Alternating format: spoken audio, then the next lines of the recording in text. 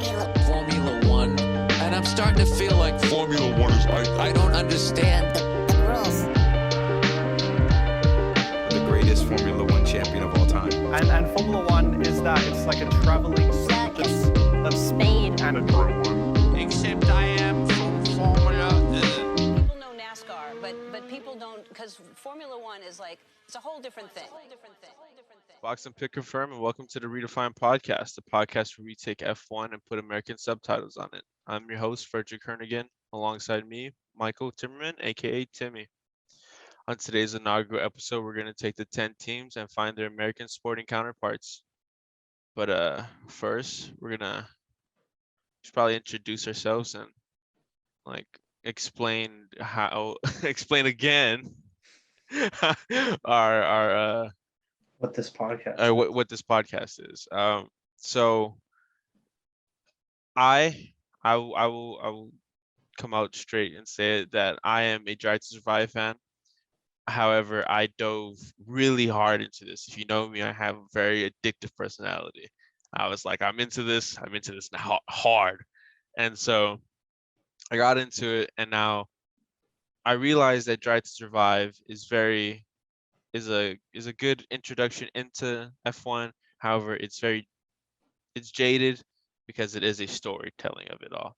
And so what this podcast is to help bring specifically American viewers into F1 because of or not because of, but using like American terms. And so that's what I guess the goal of this whole podcast is. But I am no motorsports nut. I don't want to speak for you, but I've recently just got into Formula One because of the Drive to Survive series. I got in season 2, started watching Formula One, and did they have a COVID year? 2020? 2020 they had a COVID year, yeah. Yeah, that was like the first full season I watched. But previously was never really into cars. I didn't even really know Formula One was a thing. Like I knew like the shape of the car, but I knew NASCAR like way more, and I was like, they drive left. Like what's so so entertaining about this? And so I was also more into like football and like American sports, baseball and basketball than I was with cars going fast. The sports that we talk about and are offered like in our school system and whatnot.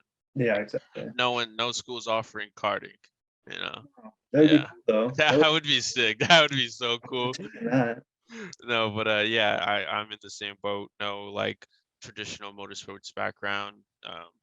My dad, he rode, or he still rides like motorcycles, street bikes and whatnot. So he would watch MotoGP. So I would wake up in the morning and go downstairs, eat breakfast, and watch a quali day, but not really pay attention. So I kind of knew the concept of racing, but other than the fact that I thought people just got faster bikes or like faster cars, that's how they got faster or whatnot. I didn't realize there was art to it. And, like it's a science basically too, and that's what F1 is. Yeah. But you said specifically, or you had mentioned that specifically, we got into it during COVID year. Mm-hmm. We all kind of got into it at the same time. I got into it like probably a week before you guys. Yeah. And recommended to you and B Bakes, and you guys had watched the show. Am I correct? Yeah. You and Tyler and Chase all watched Drive to Survive before us, and then me and B Bakes were roommates at the time. So during COVID, there really wasn't anything else to do.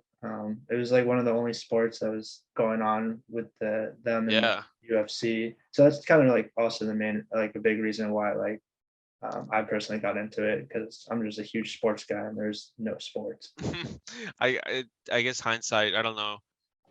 I wish I had gotten into F1 or racing before COVID, because that was a crazy year for online sim racing and whatnot. Like regular people were competing with like professionals, because professionals were like, I'm bored, let's race. Yeah. So it was crazy. But yeah, no, I got into Drive to Survive, just sitting around. I was like, I need something to watch. But yeah, we're gonna go with the first team, the the one who sits atop of them all in a way. For But what? yeah, only half. But Yeah. Mercedes, the Mercs, they're the dynasty. They're like the dynasty. Like I just want to preface this: when we looked it up, when we looked for American counterparts, or like who could be the equivalent, there wasn't a direct comparison. There wasn't a team that won 7 years in a row and also had the MVP. Like that's basically what the drivers. I don't want to like make a dumbed down comparison, but that's kind of like the easiest way to say that is. You know what I Yeah, I would agree. mean? Like the Celtics had it. What's the baseball team you had mentioned? Oh no, the hockey team, Oh, Montreal Canadiens, back in like the late 50s, they won like 5 in a row. yeah, but But like this no, is yeah, that wasn't modern era those like are hockey. That was, baby time sports. Like yeah, smaller leagues, like smaller, like those are when those like huge sports were still in their infancy, kind of almost like if you not think about really, it. but like, Yeah, but it's just like they did it in the modern day where you'll never see any type of sports team even come close to like in other sports it's hard to go back to back, and so the fact that they're able to go 7 years in a row, back to back to back to back to back, like like eight no eight years in a row, like winning the thing, and then 7 years winning it, and then also like winning it with the drivers, well, when you say the thing you mean the constructors. yeah, which is Yeah, different from the drivers championship yeah, yeah, for those that don't know. yeah. Oh, yeah. We, It's a beginner's Formula One podcast. yeah. So we're talking about in Formula One, there are two trophies in a way. Yeah, That you have your constructors championship, which uh the two drivers for each team, both of their points cumulative becomes the constructors points, but individually those drivers are competing for their own trophy, drivers trophy. And so it's kind of like the MVP when I said it earlier, is kind of like almost not really. But yeah, it's its own separate competition, but both are very, very sought after. Like um, this year, Mercedes won the constructors, but people like kind of dock them because they didn't win both. yeah, Yeah, especially after winning both for 7 years in a row. yeah, But yeah, they're the dynasty that finally got toppled. They You have the all-time GOAT in the sport, like statistically, anyways. You have your old heads who, Schumi's the greatest, Schumi's the greatest. Even though Lewis, I think, has proved it by now at this point. Like statistically, he's the one, he's the dude, but he's now partnered with the next up and coming the dude, potentially with George Russell. So we'll next, see yeah. how that happens. But who would you say is the American version of Mercedes? Yeah, so I think the 2007, 2008 Patriots, when they had the undefeated record or undefeated regular season, going into the Super Bowl and then losing to the 6 seed Giants, foiling the perfect season. Were So they is that the last seed at the time of the yeah, so yeah, they had six seeds, so they're their last seed. damn? Yeah, I'm pretty sure they were the last seed at the time. They were definitely a wild card team. Yeah, Like they weren't like no one thought that like everyone thought the Patriots were just gonna like blow them out of the waters, and make history basically. yeah, and so it definitely like the ending of this Formula One season had like kind of the same feeling as the Patriots coming up short because Lewis was going for 8. Unfortunately, he got beat by Max, Super Max. Max. We're big Max fans here on the pod, or at least I am. um, That's this. but as a team, like what Mercedes did, like they still won the constructive. So as like a team for the Patriots to go like perform as well as they did, it's kind of like similar kind of. Especially in such a, um, I guess, advanced sport, because like F1 it's science. It's science, like on track, I guess, in a way. Yeah, And so it's nuts that this team just had the better facilities and like had the better engineers for that long, and they're just like, we're gonna continue to make the best cars. You guys aren't gonna touch us. They were like way ahead of the game. Like for the, Granted, that's because of like the crazy like spendage differences in F1 and with years past, but with the recent, or I guess last year's spending cap, it'll be changed for the future, I guess now. But, yeah. And so like what he's like kind of explaining about, it's like before F1s, they didn't have like a salary cap for like the teams. So it's yeah, like these guys were going more, crazy. yeah. So the more you won, the more money you got essentially. And so since Mercedes was winning so much, they were able to like get ahead of their competition And so much more. they're also just straight out the bag, like a manufacturer team. Yeah, their car company. Yeah, they're a car company. They're the Ferrari, or whatnot. But anyways, we're getting sidetracked. Yeah. We talked about the kings that have fallen. Let's talk about the king slayers. Let's talk about Red Bull. They're the returning champs, and it feels new, but they're not new. They're like it's been a minute. It's been a while. Their last champion was Seb, so that was young Seb. Seb's a little long in the tooth now, so it's been a minute. But yeah, but now you have this young hotshot partnered with this I don't want to say savvy vet, but he's definitely like a really solid vet. Like Checo is no joke. Like I don't want to call him like a good number two, but like he's like the definition number two. That's who I would want as my second driver. Yeah, especially like besides Max, who's like for sure like a number. Yeah. Like Checo's definitely a good, real supportive driver for him. So I am also a Checo fan. Like he's my first favorite racer, and that's purely because 2020, the Sakir event where his magical the first win. I fell asleep during it. It was supposed to be my first F1 race that I ever watched from start to finish, because I was like, oh, lit. I woke up and it was about to start. Usually, like if you wake up like at like 4 a.m. to watch the races now, but for whatever reason, it started at a reasonable time. Like it started at like 7, I think. For a Saturday, that's not too reasonable, but I woke up and I was like, oh, cool, I get to watch it. But if you know me, I can fall asleep in an instant. And so I watched.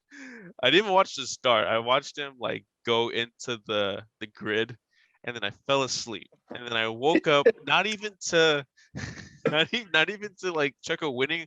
I woke up to like the cleaning up of it all. So I was like, what happened? And I saw that Checo won when I checked Instagram, but I was like, okay, cool. And then when I saw the YouTube highlights, I was like, oh, this man really just said, I'm gonna be last at the start and be first at the end. That's nuts. And I was like, I owe this man my undying fandom because I disrespected him and fell asleep. One of his best races. That is just like, I don't know. I I'm don't- still yeah. like a baby to the sport, but that go last to first after crash. That's nuts. That's nuts. Granted, he got a little help at the end with George's tire puncture and whatnot, and pit mix up, but a win's a win, a dub's a dub. But who would you say is Red Bull's Americans counterpart. American? I guess looking at the note, they're not really American.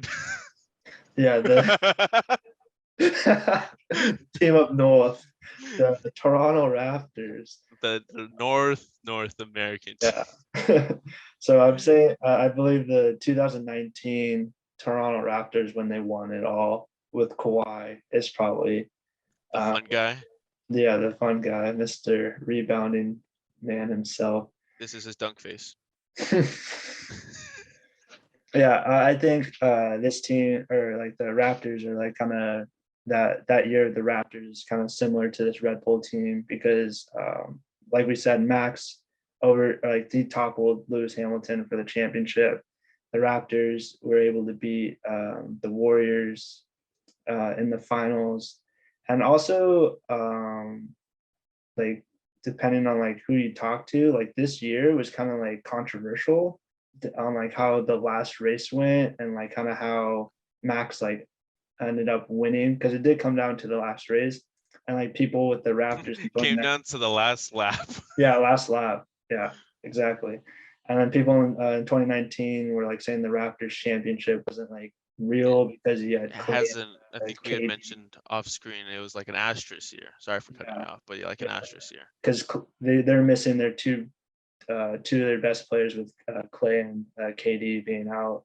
So some people, and obviously like for the Raptors, it turned out like they weren't legit. But I mean, they lost Kawhi, which is basically like Red Bull kind of like lost Max. I Yeah. feel like.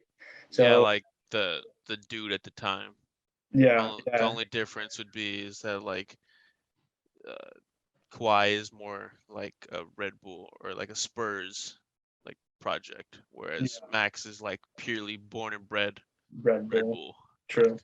Helmut Marko, the like big honcho of like Red Bull is just petting Max. It's just grooming him. Okay. But yeah, that's how this Red Bull team felt like this last season. And going into this season, they're kind of probably like that Raptors team who's but I think they have more of a chance. Like they're more taken serious, whereas I Raptors into 2020 weren't like they're I kind of like, think yeah, they might make it, but they're not that. looking back at the like, because I had gotten really into F1 like right as the 2021 season was like kicking off. So everyone, I remember all the YouTube videos, all the like everyone on social media was saying that like, oh, we're hoping, but we're not gonna get too excited for Red Bull to like actually bring it um to Mercedes, and I kind of feel like that's what the Raptors were. They're like Yeah, when the yeah, Raptors with are Kawhi, brought Kawhi, they're like, we don't want to get too excited, yeah, but and then things just started happening, and then all of a sudden it's 4-1 in the finals.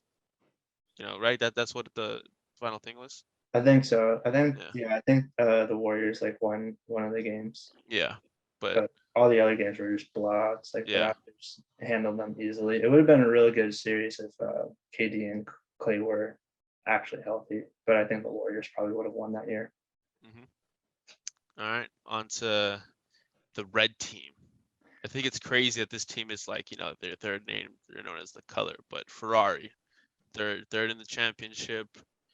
Um, they're just how would I guess the easiest way to explain Ferrari is you have a legend that was shamed, and now they're on the bounce back because they got this like they they had their 2018 woes, but now they have these two young studs who are just like, I don't want to say carrying the team, but they're definitely making it relevant again, because 2020 Ferrari was, the Italians didn't like him. No, no, but 2021 it's Ferrari Italians like. So yeah, they just like these like you got Monegasque Charles, or French Charles, and Spanish Charles. They're carrying these teams, and their car is ready for a breakout. Like they they put a bunch of time into their car. Mattia Bonato, their team principal, which is like almost like their head coach slash, yeah, yeah, kind of like a head coach. Their head coach, he would miss some races to go and oversee the development of the next year's car. So I really feel like their car, they've been in the lab cooking, and so I feel like this upcoming year could be real spicy with their car combination, the driver combination, but it all could also lead to like boiling over, because you can see it in 2021. I don't know if you remember, but like sometimes the Ferrari boys would be racing. Yeah, they're competitive in some races, but at the same other races they're kind of like an afterthought where they're kind of just fighting the middle No, pack. even with each other, sometimes they would race each other. Oh, that's what you mean. Yeah, Yeah, they're yeah, going at it kind of like Max and what's his name? Back in yeah, the like Danny. Yeah, but like just like when the very inklings are like when like very early planting the seeds type deal. yeah, Like it's not there yet, but yeah, now these two, I don't want to call Carlos Sainz a young guy anymore because he's been in sport for a minute, but like he's still young in relative terms. Relatively, yeah. Yeah, and so, but who would you say? I feel like all of our basketball people.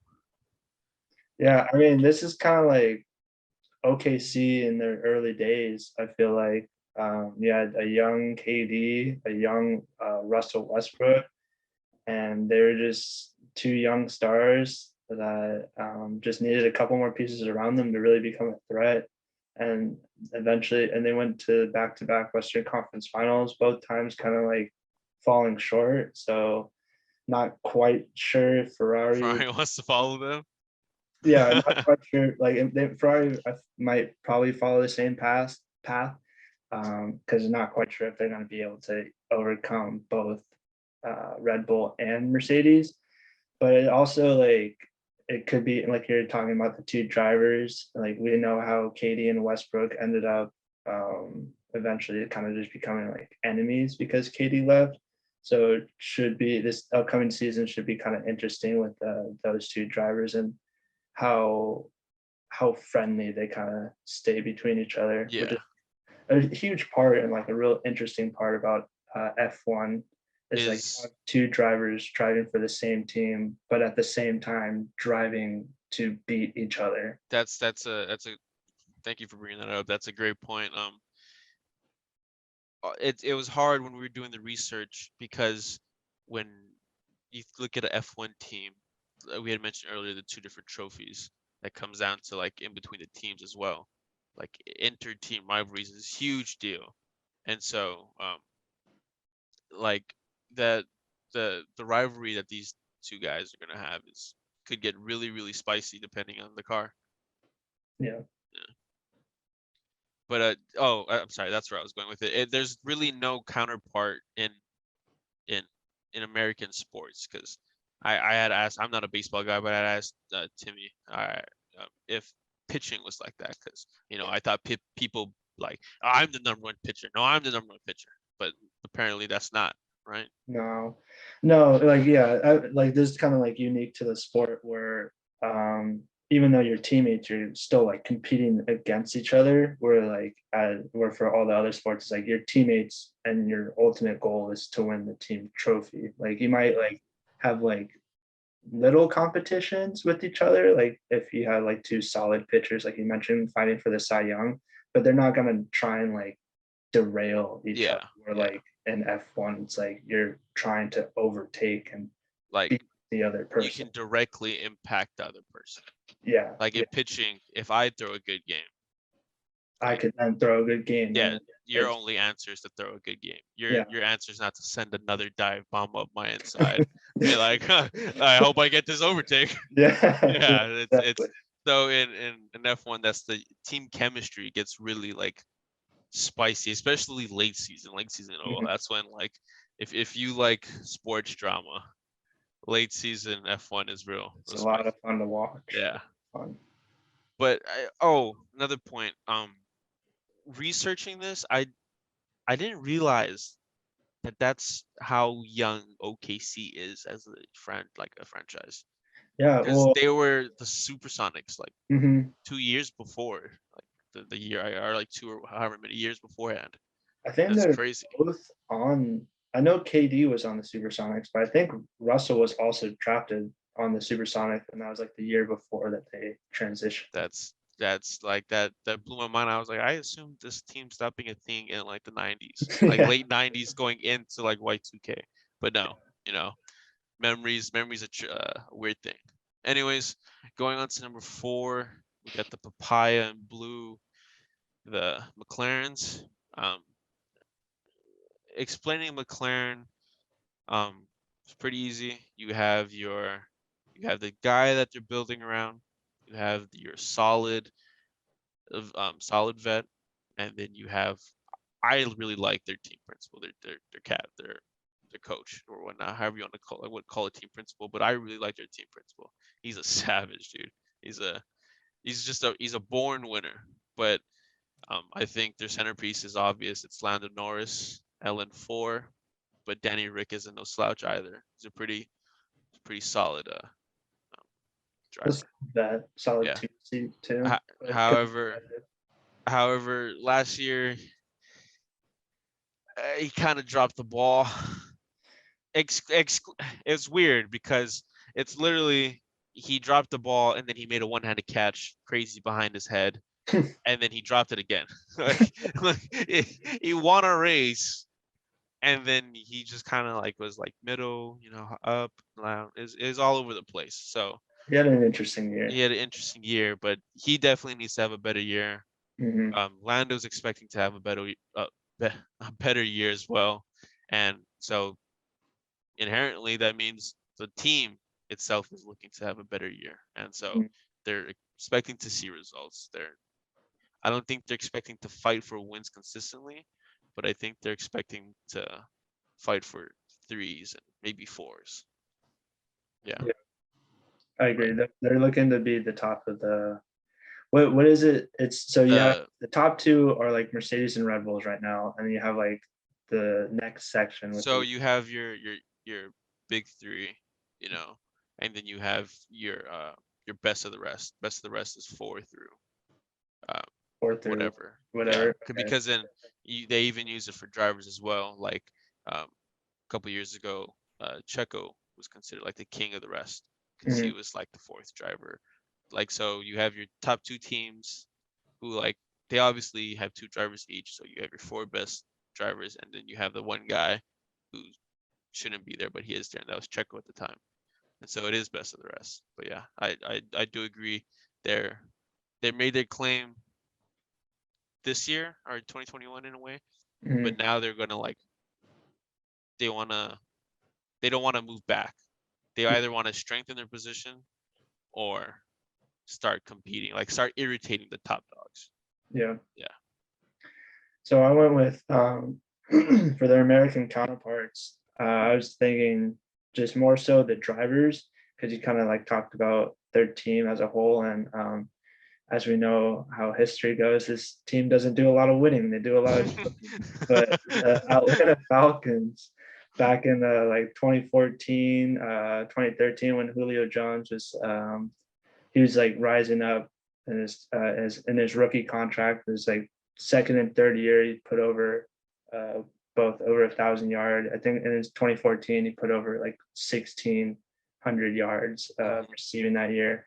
And then you had your old vet who was kind of like the star receiver, kind of having a decline, and Roddy White, who that year still put up 900 yards. So still a good, respectable year. But he's just kind of like on the decline on the back end of his career. So that's kind of like how we see these kind of 2 drivers. But the difference is Danny Ricciardo could possibly have a back or a bounce A back. bounce back, yeah. That's the crazy thing about F1. Like Roddy White was inherently gonna decline because football is a physical sport. Yeah. Receiver is a physical position. Dude loses a step getting older, so Yep. inherently he's gonna get less productive. But Danny Rick, I mean, look at Kimi. Kimi Raikkonen just retired from F1. Dude's like 100 years old, still doing it. But so it's like he could have a bounce back here, and I really hope he does. But Yeah, I think a lot of people do. Like if you watch the Drive to Survive series, they kind of like paint him the first couple of years as like I mean, and not even just paint him, but he's just like a really good, like genuine it's person that people like want to root for. like they didn't want to. I guess Drive to Survive painted him as F1's poster child because they didn't really like include Lewis all too much.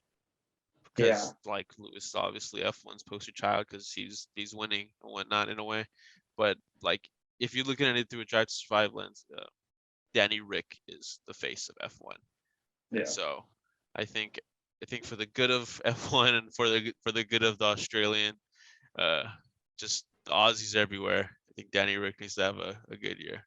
good year. Yeah, But but and just to also add on to the fact for the Falcons is this was also the time 2 years before they had the infamous 28-3, two or 3 years, I can't remember exactly.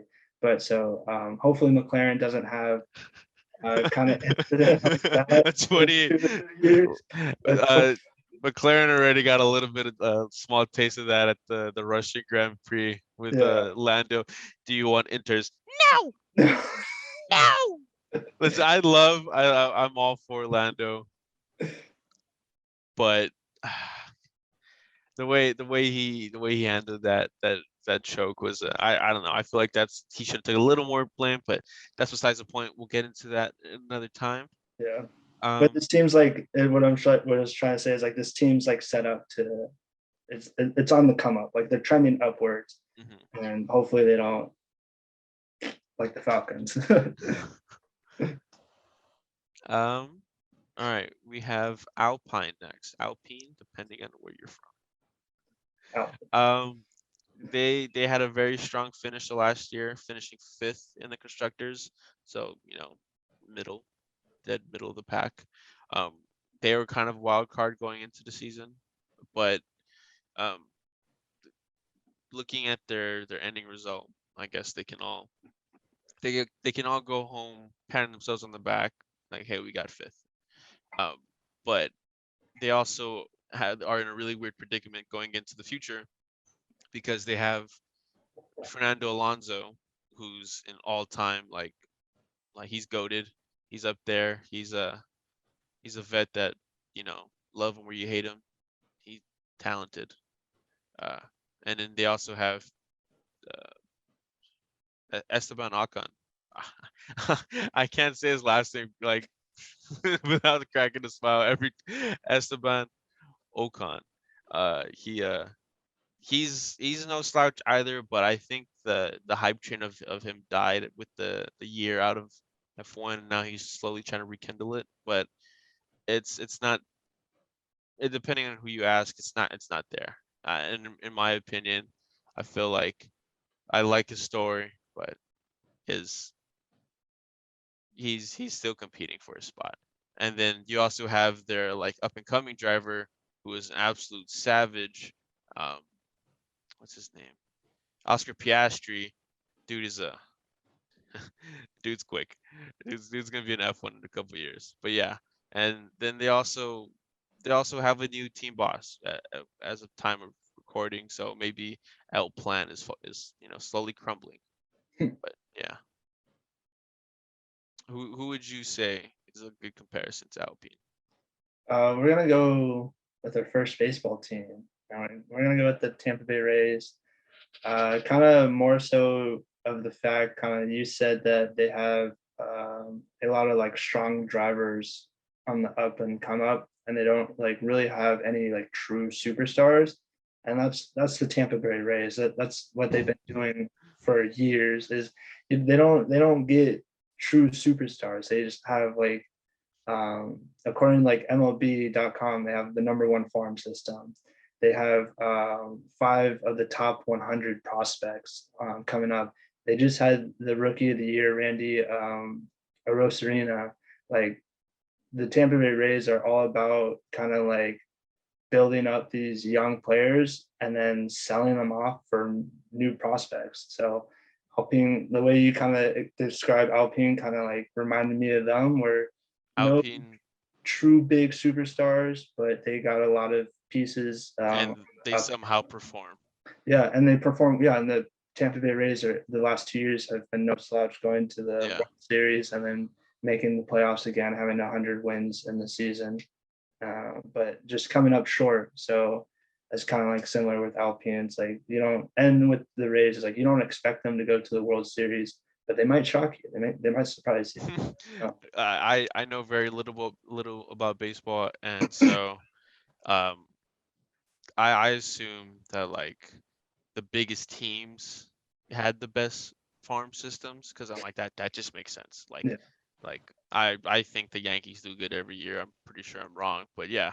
So like I thought they had the farm team, but it's often these like middle of the like field teams that just produce talent. Like Red Bull for a little bit was just producing talent, and then they Mhm. started winning.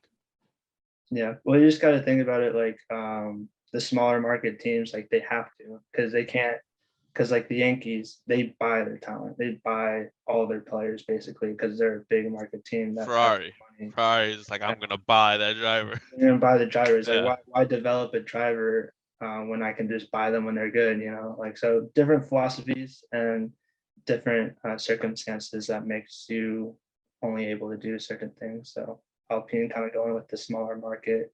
Let's develop and train our drivers to becoming really good. Next is who Alpine was directly competing against, which was Alpha Tauri.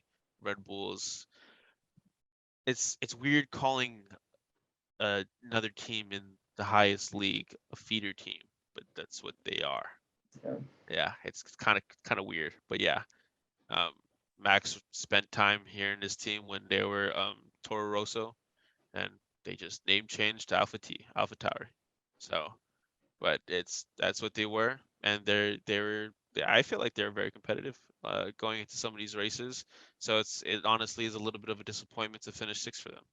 Like their car was there for a few races where they could have like stole more points. Pierre, like he qualified sixth a bunch of races in a row, or however many times, and so it was like the car was there, but there was an obvious carry, and then on the flip side you had a letdown. But it's hard to call a rookie a letdown. But yeah, just like if you had two productive drivers, they could have probably gave McLaren a run. So a little bit of a disappointment. And so going into the season, it's kind of weird because you have Pierre, who with the strong performance he put in last year, he's now like in a weird spot to where should he like go back to Red Bull or whatnot. But he's like, the point in his career is he's trying to sell himself. He's trying to put the best version out there. So you can be the hot commodity when his contract is up, if he does want to like test the waters. And versus Yuki Tsunoda, who's like, he's basically fighting for his like right to stay in F1, because even I think there's a interview where he said he was surprised that he got the extension, that's the re-sign for 2022. So you have two drivers having a career year, but different sides of the spectrum. Do you want to kind of explain more about like what a feeder team kind of is in F1? So of F1, it's weird because it's the only sport where only 20 people in the world can participate. But it's not always the best 20 people. However, so there's like paid drivers, which we'll get into later, and then there's also these like talented kids like Lewis, who was a talent. They saw when he was young. They brought him up during in their McLaren feeder programs through like the karting, the F3, I guess it was like F3000 at that time, whatnot. And they just brought him through the feeder series, kind of almost like, imagine if the Patriots saw like a little kid walk in and was like, "You're going to be a great receiver one day. We're going to pay for your schooling the whole time." And so they paid for the schooling, paid for the schooling, paid for the schooling. And then Bill Belichick was like, "All right, son, you're ready to be my receiver. Go be a slot." Right. So yeah, Slot so it's kind of like that, but it's weird to have the feeder team also be in the same league as like who's the feeder team for a baseball team to me. Or it's like the minor leagues. Like that's kind of like I guess the most like who's the you can get to. like yeah who's the minor league equivalent of the Yankees? It's I like can't pull that off the top of my head. But it's like whatever their team would magically join the MLB. Yeah. Like think about like like how or the AAA teams. That's what it is. Like think about like a AAA team and like the top prospects being their own team within MLB, and like whatever team that they're associated with. Like so, if like the Yankees AAA team was also competing in the MLB, the Yankees. Well, no, not during the seasons. They can't replace the drivers, correct? What do you mean? Like during season. So Alpha It could replace the drivers whenever. There's been some really crazy things, yeah. okay. Oh, like under contract? No, like no. I mean, so like Alpha T is the feeder for Red Bull. yeah. So like, and during the season, could they switch Checo with Gasly if like Checo fell off and like That's Gasly what they did in 2019 with That's how Alex Albon got the seat. Okay. Yeah, So because then and- Pierre was dropping the ball, yeah. and then like I guess Red Bull saw giving Alex Albon a chance as a band-aid to their bleeding, Mm, and then he performed. But yeah, they did just do a mid-season swap. okay. Yes. So then similar in baseball, it's like you can call up players and also send down players. Or if you're into football, think of like, I guess, first string, second string. Like if the first stringer isn't doing well, then you're gonna take him out and put in the second string just to see how that works. Yeah. So that's kind of like more so with the feeders and What a feeder yeah, team it's, is. Yeah. yeah, because it's like no other sport kind of has it because you wouldn't have a a B team is essentially Mhm. within like the most prestigious league or Yep. the top of the league. So it's interesting in that aspect. And yeah, and so our American counterpart, I'll take the lead for this one because it's a little close to home, but it would be the 2019-2020 Portland Trail Blazers. It was a disappointing finish. We only finished fifth in the Western Conference. Dame played his darned, I don't know, like Dame played his ass off. Yeah. Same time, Everyone, Dame dived the whole season. This the dude whole was season. crazy. This dude averages 30 points per game. And then I wanted to call CJ like like a sell or whatnot, like kind of compared to Yuki, but looking at his stats, it's kind of hard when he's also averaging 22. Yeah. But it's always the storyline with the Blazers is Dame carry, Dame help. Like where's the help? Like get this man some help. Help this man. Yeah, and so, but that year in specific, they finished like fifth, where like I think 2 years like prior back-to-back years they finished third in the Western Conference Finals. So to finish Yeah. fifth is like obviously a step back. Like you're finishing third, you want to step forward. Mhm. And then so kind of like how Alpha Tauri, they had a disappointing finish. But we'll see at the end of the year if Yuki's still here. Like I'm still surprised CJ McCollum's still in Portland, but that's my quick little NBA take. I feel like he should be gone. This is before the trade deadline. We're recording this before the trade deadline. Yeah, we're So recording this before he might be gone by the we sell out and trade for LeBron James and somehow tank for his son. All because of the CJ McCollum trade. But anyways, yeah, no, I feel like the Blazers are a pretty good comparison to AlphaTauri. Yeah, I agree. The next would be Aston Martin. Going to look at Aston Martin. They're a team that is new in a way, but Mhm. they're not new because then they're just the 100th version of Team Endstone or not Endstone, I think Team Silverstone, but they're just renamed a bunch of times. And so now their current iteration is Aston Martin under their big boss, what's his name from Superman? Lex Luthor type boss. Lance Stroll, not Lance Stroll, his dad, Lawrence Stroll. He bought out the team, and so they're under pressure to perform because last year wasn't very good. Last year was very mediocre. The year before they're punching above their weight, and now they're struggling to like hold on to the middle of the pack. And so I feel like this is going to be an interesting year for them because they also have a new team boss. Where did they finish the year before? You're lagging there quick. Am I? Yeah, just a tiny bit. That's all right. But the year before they were Racing Point. That was with Checo. That was 2020. They'd finished fourth in the constructors, and that's when they were having money issues too, with the whole going to administration and whatnot. They didn't know like what the next step was going to be, and they still were, you know, Checo won race. They were competing in Yeah. like other races. And now that they have the money, they're expecting, you give the team that was making something out of nothing, something. But then they produce nothing. So Yeah, finishing 7th this year. yeah, or which is season.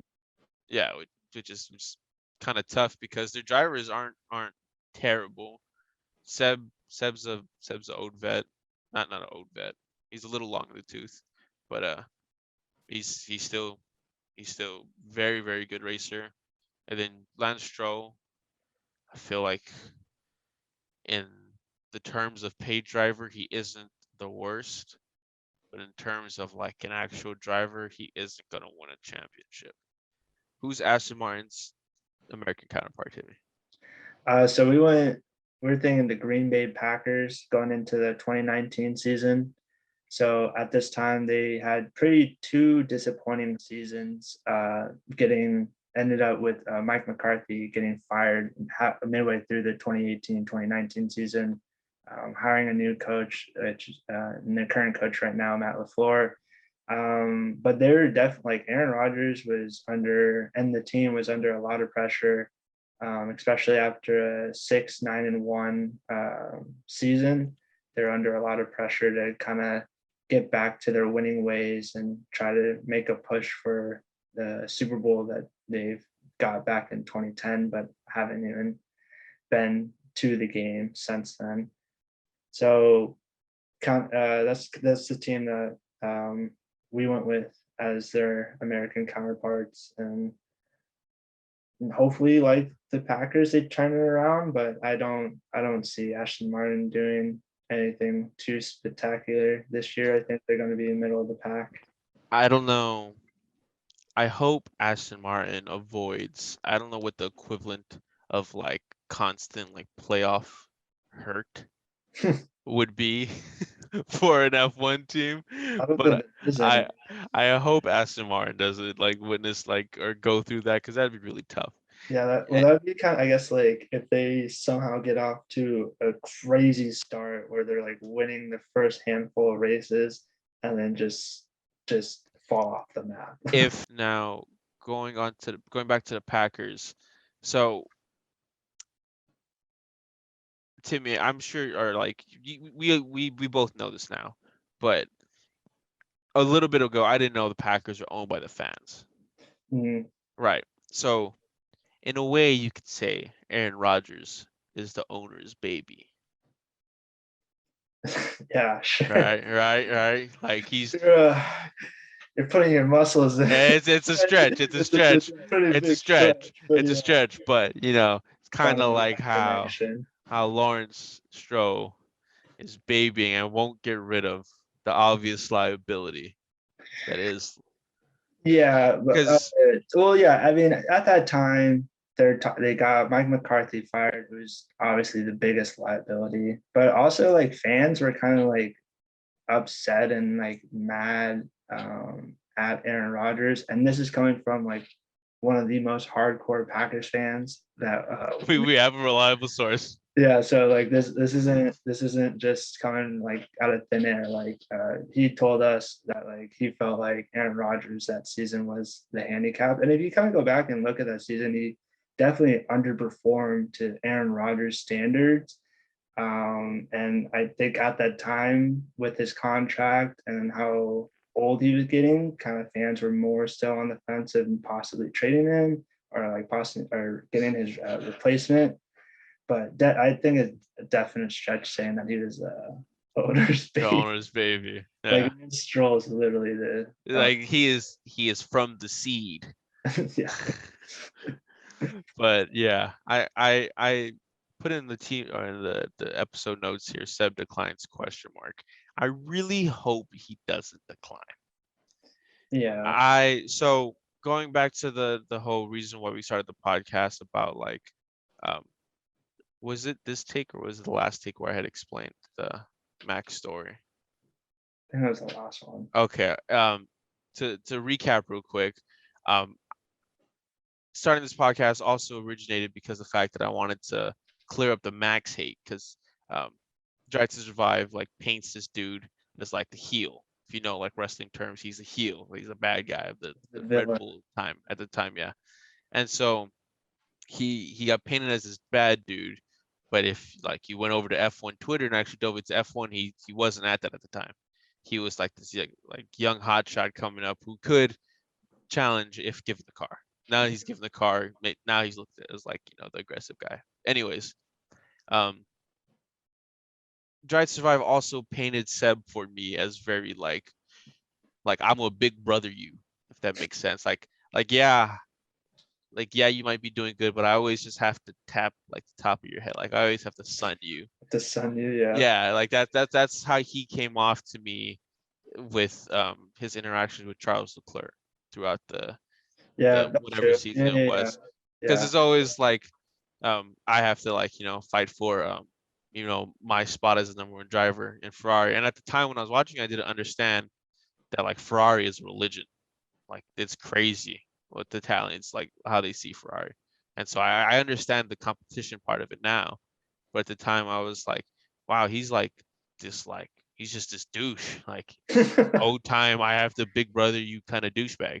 But like now that I've really gotten into F1, especially with this last season, he's not that. He's actually like this off track. He's like this like wholesome family dude who really just loves cars. Like I listened to a podcast when he was on, and he just really just enjoys the racing aspect of F1. Not even just like F1, any racing. Like he just did Race of Champions. So like now I hope he doesn't decline. Before I was like down with Seb, down with Seb. Now I'm like no, Seb forever. So forever. Yeah, but I hope he doesn't decline. What are your thoughts on Seb?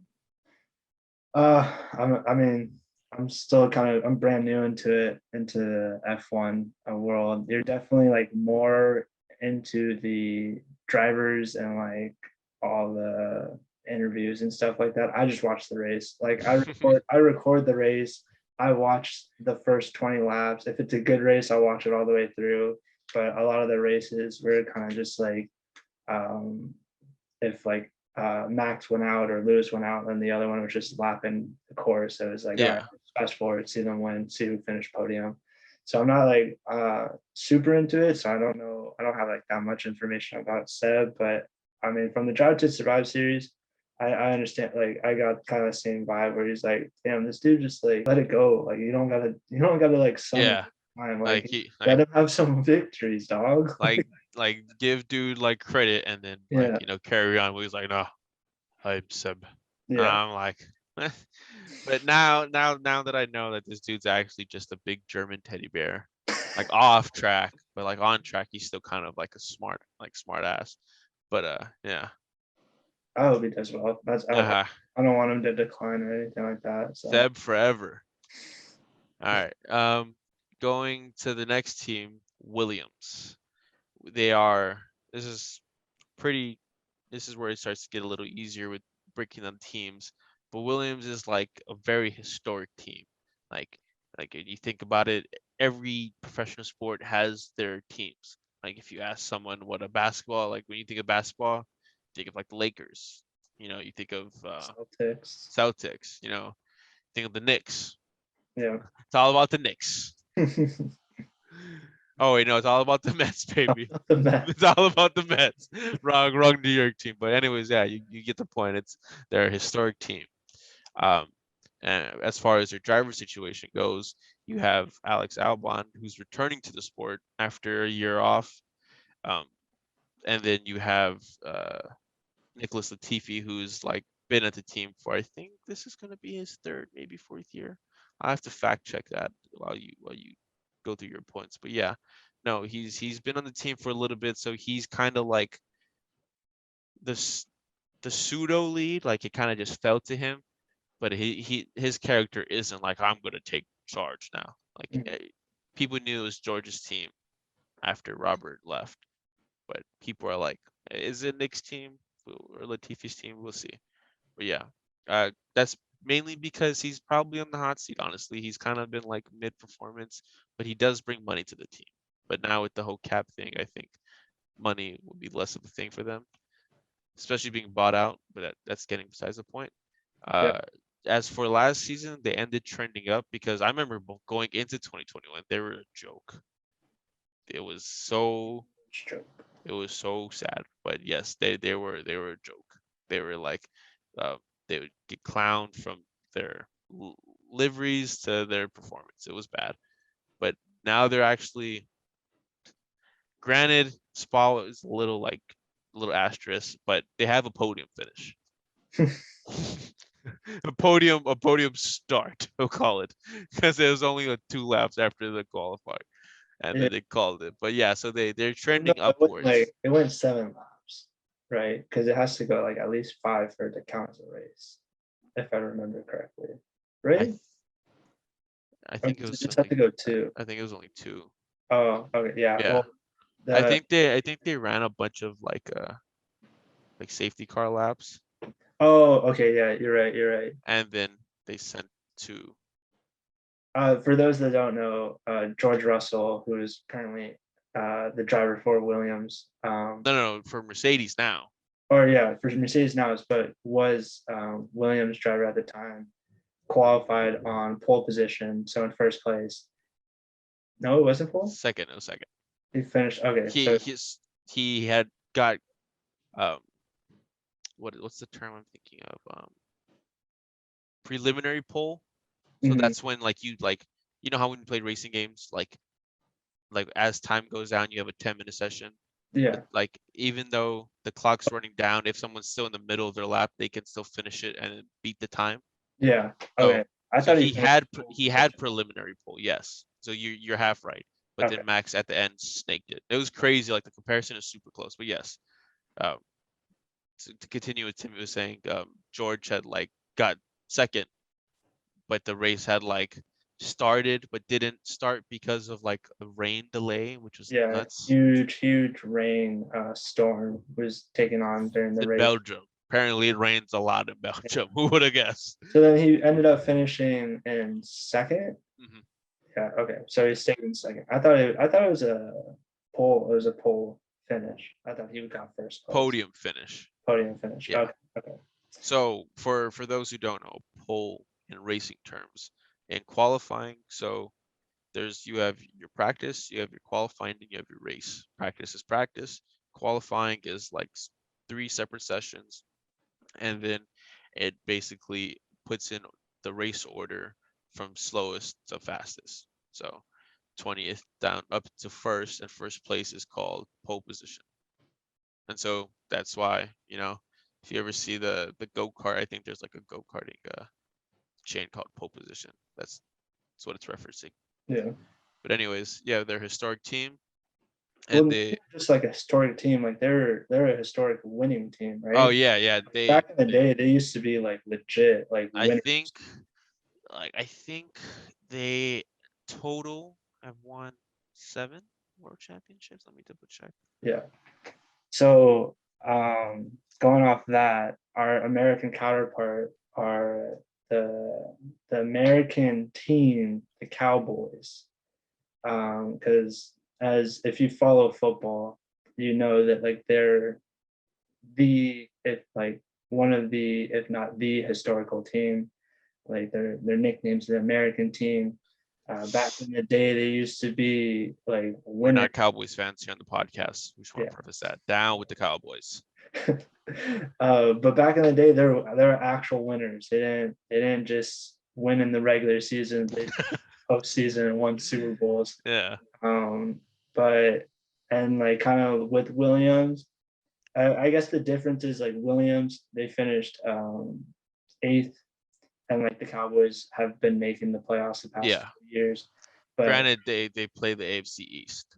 That's fair. Yeah, they have a pretty. It's a little easier. NFC, not. All right, NFC East. Yeah, so they have AFC East is also ass though. So they have a pretty easy division to make it into the playoffs. But I mean, they're definitely trending up with the Cowboys are trending up with their young talent with Dak.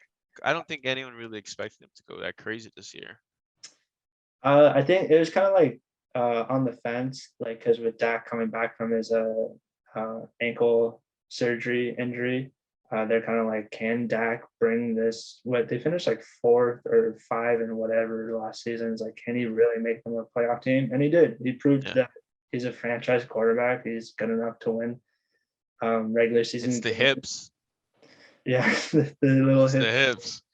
But they've like, since their last Super Bowl wins, they haven't won a playoff game, or no, they haven't been to the NFC Championship game since, like, I don't know, like the They don't 80s have or a playoff win, right? no, they did. They've won a Oh, couple wild card games. They won, like, I think like 2 or 3 You wild know, card games.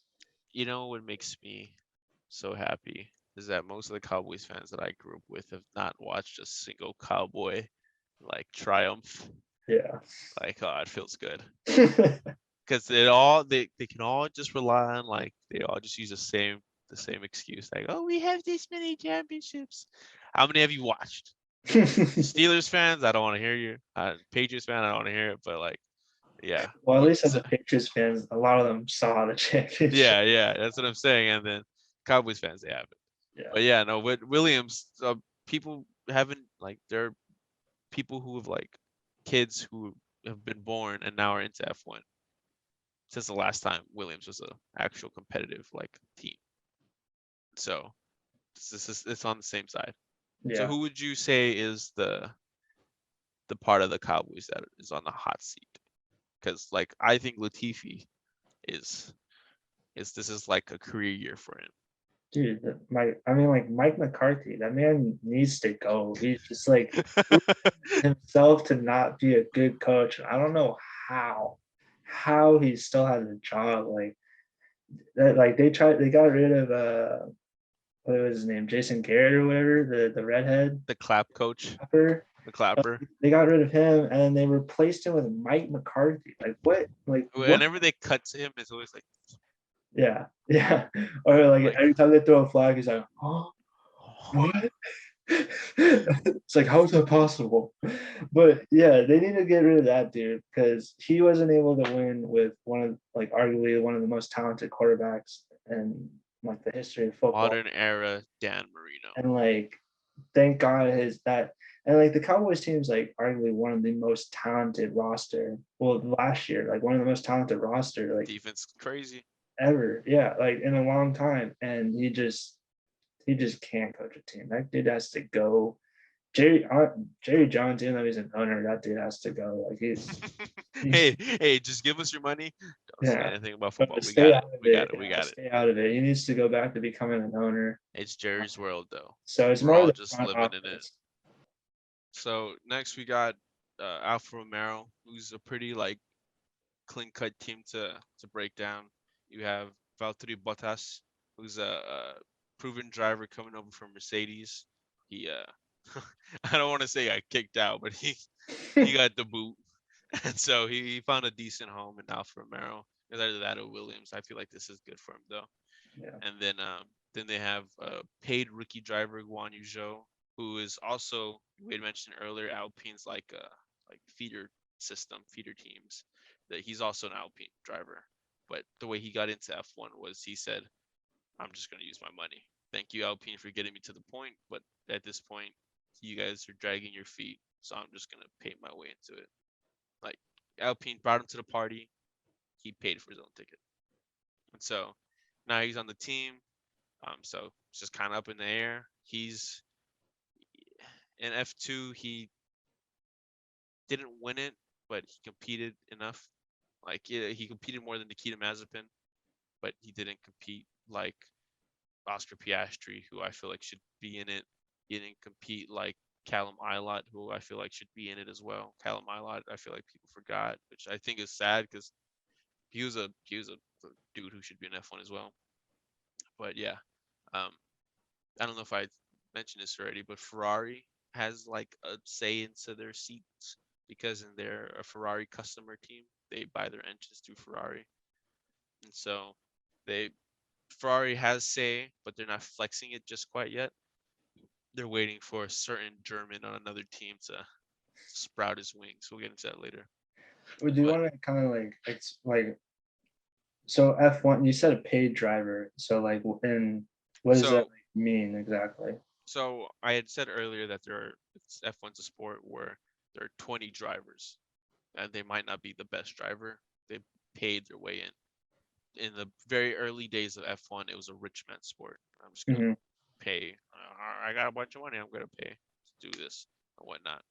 And so it's kind of still like that, but obviously less, like Yeah. that direct. Now it's like or a couple years ago before the salary cap, it's I have the biggest budget, I'm gonna win, aka Mercedes. Versus it even trickles down from that all the way down to like the drivers. Like to get through like all the feeder systems is already an expensive thing. Like motorsports is crazy. Like when we go karting, it's $50 for 3 races. Could you imagine a whole weekend of like tires, engine, oil, and all that? And then but some drivers, they don't have to worry about that. They don't have to fight for sponsors. Like if you listen to like Danny Ricciardo's not Danny Ricciardo's, but Sergio Perez's Checo's like podcast, not podcast, but when he was on the F1 podcast, he was talking about how he had to fly to different countries to get like sponsorships. He had to do different races to get like sponsorships. About some of these guys who come from like big bucks, big money, the Strolls, the Latifis, the Peugeots of the world, they kind of got like, you know, I am the sponsor. I am my own self-sponsor, but I will still take on sponsors. But then once you get to that high level, if a team needs funds, like funding, they're like, hey, this sponsor is going to give us money, but so is our driver gonna like supply like their own funds and whatnot. So that's what a paid driver is. He's literally buying his own seat. Okay. Yeah. So the team's kind of like, yeah, sure, you can drive for our F1 team, but we're gonna need some of that money that you got. Yeah. Okay. That you're flexing. Yeah. Because he brings China money. Like yeah, he brings to our Chinese market, which is huge. Because like these countries, they get behind their drivers, especially if it's like a country like I guarantee you anything. If America had a driver who was for real, like he was like American Max Verstappen, we would put money into him. That's definitely a big reason why America hasn't been into like Formula One, because there hasn't been like a big top dog American driver. Yeah, like we have IndyCar drivers who are like hoping to make the jump, like Pato O'Ward, Colton Herta. Like these dudes, I'm sure they could come over and compete, but they don't have the backing, whether that's like money wise or backing as in like just like the support. Because then when like everyone was like, oh, let's get like the Andretti's into F1, there was like a huge amount of support for them and whatnot. And so we don't have that right now, but Guan Yu Zhou did, and so that's how he got his way into Alpha. Who would be the counterpart for our Swedish friends here, Timmy? So we went with an older, or I guess newer, OKC Thunder. We went with the 2019-2020 season when Chris Paul somehow landed on that team coming from the Rock. The way that he said that is due to the fact that when we're doing research, we're like, man, who is a vet that has traveled and just went to a team with young talent? And we're like thinking of vets, and we couldn't think. And then we thought of CP3, but then we thought of him with what was the team? The Rockets. The Rockets, yeah, because James was not the Rockets, the Suns, because the Suns, because Devin Booker is considered young. Yeah. But then I looked at his Wikipedia, or CP3's Wikipedia. I was like, oh God, I forgot he played for the Thunder for a second. 1 year, yeah. Super young, like he was I think he was the oldest guy on the roster. Yeah, no, Everyone they had super young. The only other guy I knew from the roster was Shy Gilgeous Alexander. That's because he was like a sneaker guy. Oh, okay. Yeah. So we feel like this team kind of represents them pretty well. You have Bottas, who's like kind of the vet, as in CP3. And then you have who's the paid driver? What's his name? Guan Yu Zhou.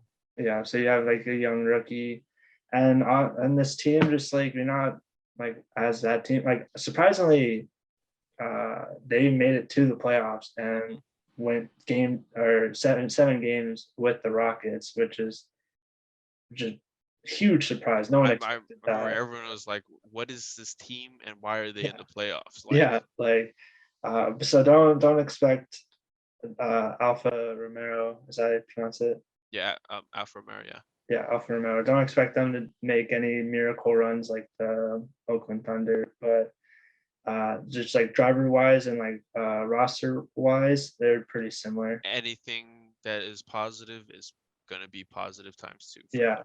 Yeah, Yeah, no expectations yeah. whatsoever. And so like anything that they do, as long as they beat the worst team that we'll talk Because about if next. you But think about it, they're the team that's going in to this season as the most new, right?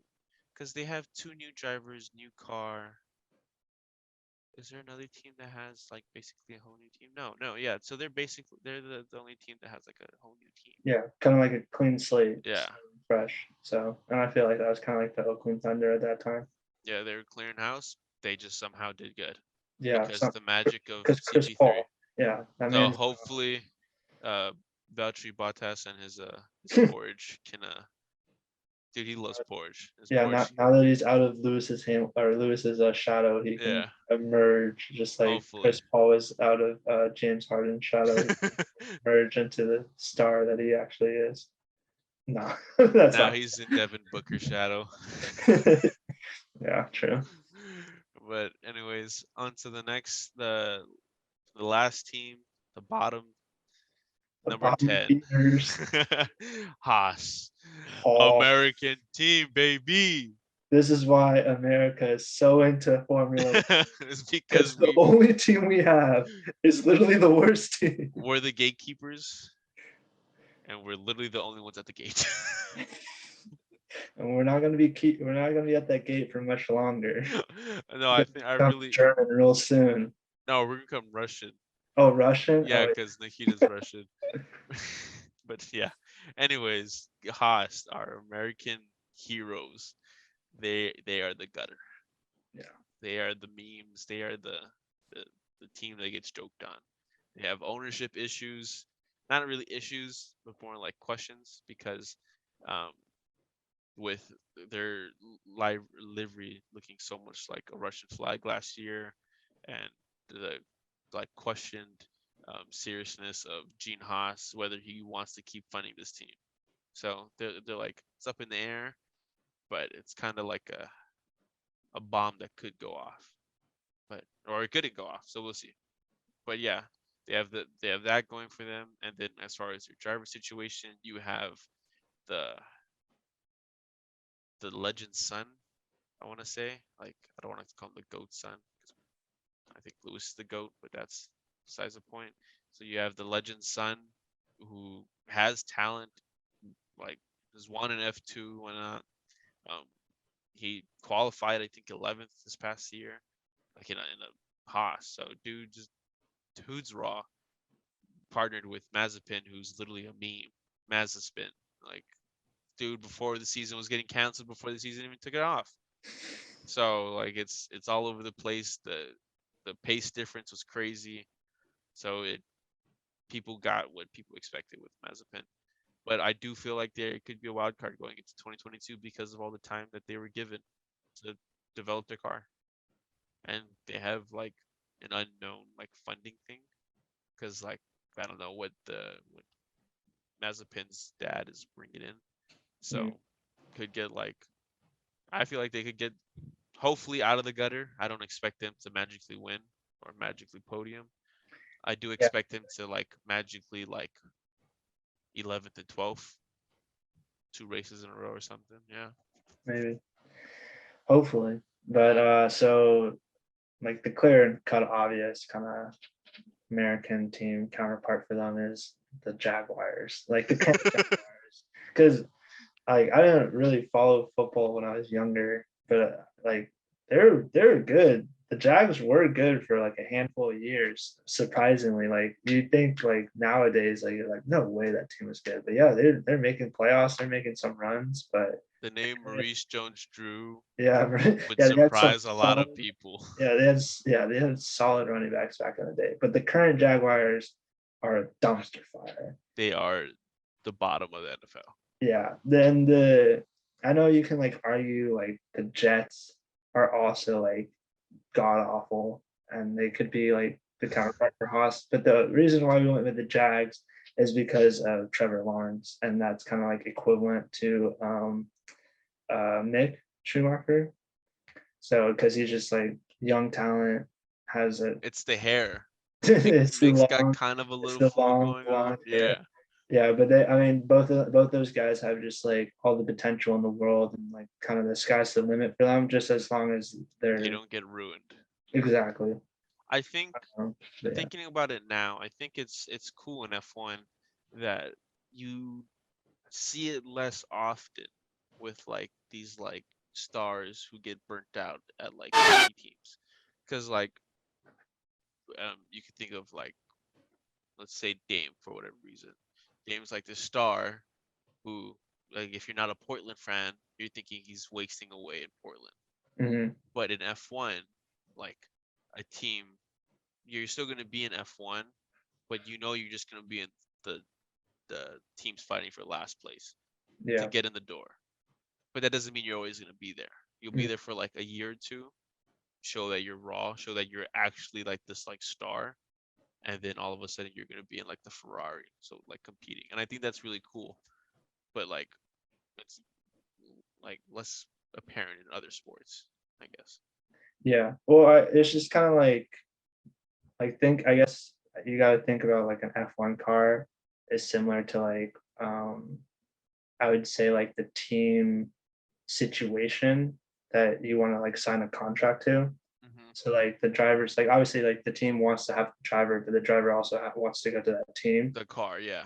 Yeah, and so it's like you Would superstar wouldn't go like Tom Brady when he left the Patriots wasn't going to go to the Jags because like because they were building like how Williams or Alfa Romero is building. yeah, exactly, like you want Exactly. they're rebuilding, so or like they're at the bottom, like you if you're a top guy you're not gonna want to stay on that bottom.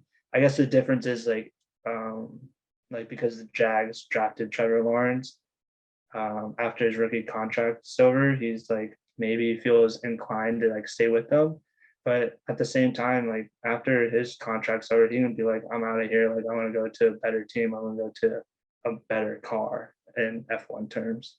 Maybe it's also just like contract years because like NFL dudes will sign like 4-year contracts. F1 Yeah. like a normal F1 contract's like 2 to 3 years, Yeah, they're a like lot maybe even like shorter. 1 to 2. Yeah, like Checo signed a one, or not Checo, but going into the season, uh Fernando Alonso signed a 1+1 deal, where it was 1 year for sure, plus like 1 year if they like work together.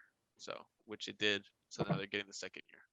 But yeah, Yeah, the F1 contracts are way shorter than pretty much any other they're sport. also kept very, very, very tight, like locked secrets.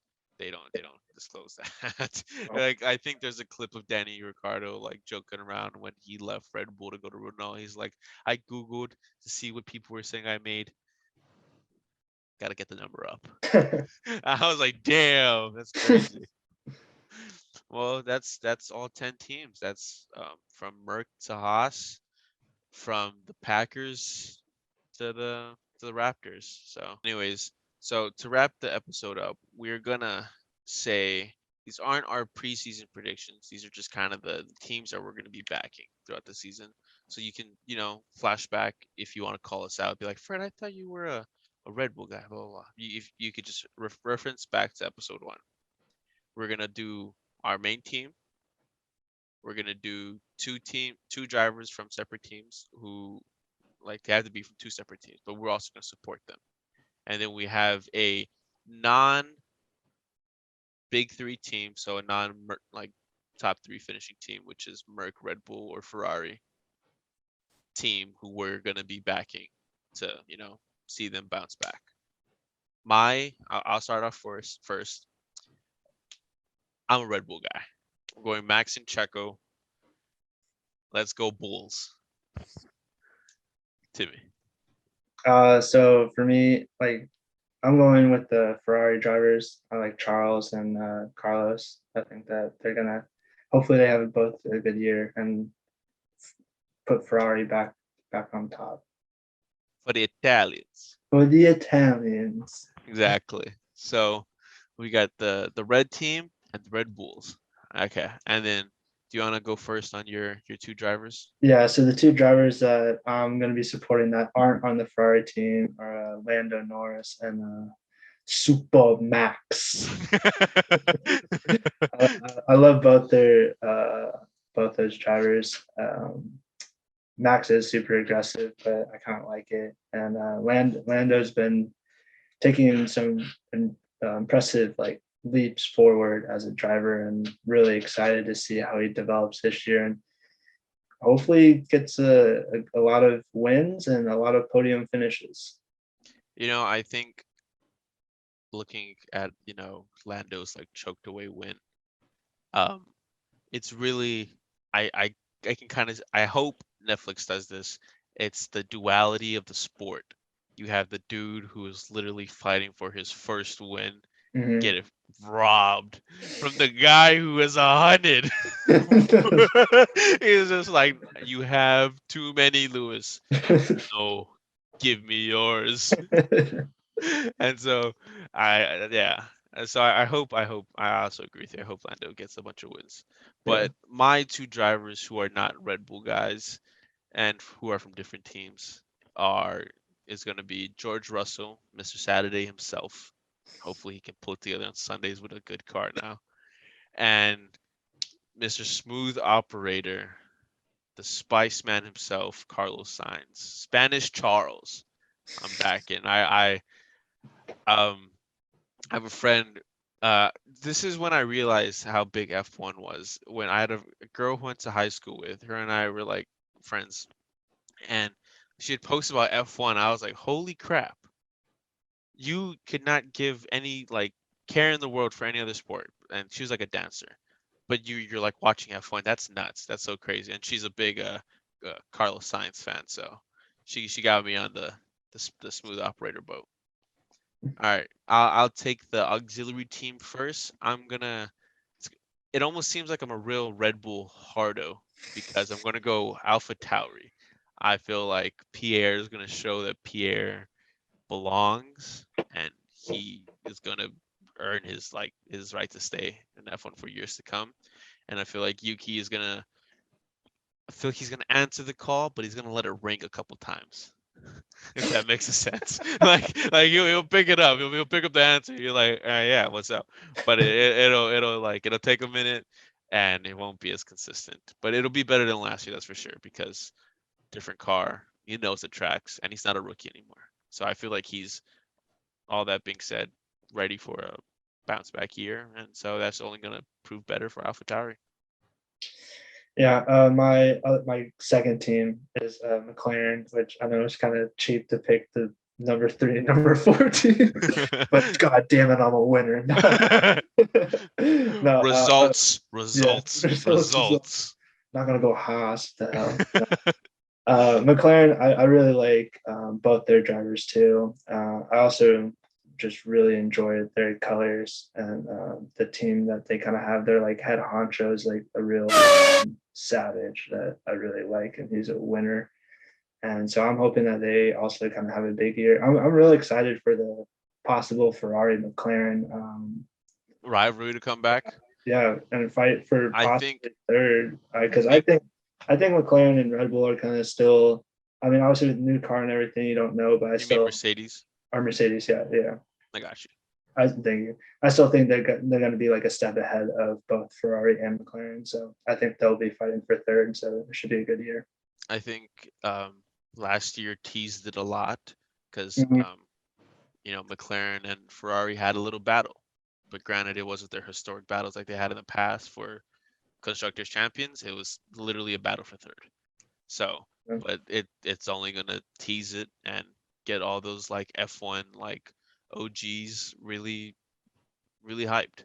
And so that for people who don't know, for the American fans who don't know, McLaren versus Ferrari is like the rivalry, kind of like the Cowboys, the Niners, Lakers, Celtics, Bears, Packers. Our Chargers, prediction. Chargers back in the AFL, baby. Chargers back in AFL. Closing thoughts? If you've made it this far, thank you for listening. Feel free, give a like, comment, subscribe. Ooh, I've always wanted to Oh, say that. official I now. feel official about that. Yeah, I really appreciate if you gave this a listen.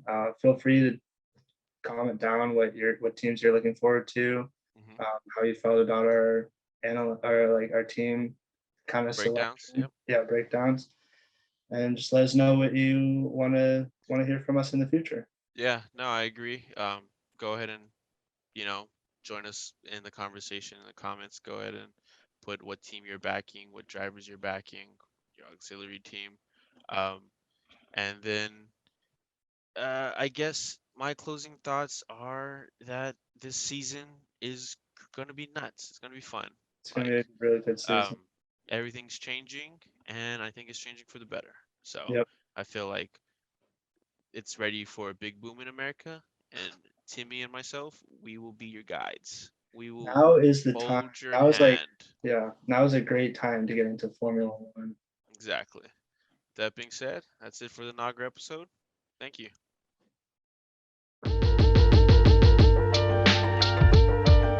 Explain the difference. Yeah, Formula One is the pinnacle of motorsport.